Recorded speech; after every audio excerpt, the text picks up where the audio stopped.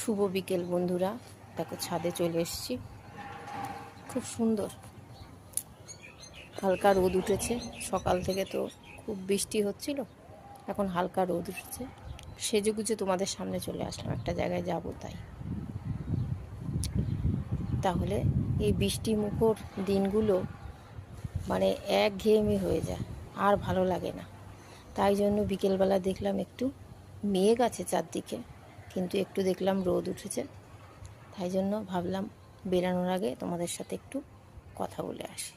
সেই কারণেই তোমাদের সাথে কথা বলতে আসলাম। আজ শনিবার, আজকে হচ্ছে তোমার বজরংবলীর পুজো করি আমি একটু।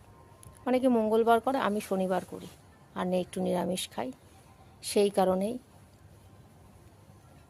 হচ্ছে একটু সময় সাপেক্ষর ব্যাপার, অনেক কিছু করতে হয়। হনুমান চল্লিশাটা পড়ি, তোমরাও পড়ো, ভালো লাগবে দেখবে। তাহলে এখন রাখলাম বন্ধুরা, আবার অন্য সময় কথা বলবো।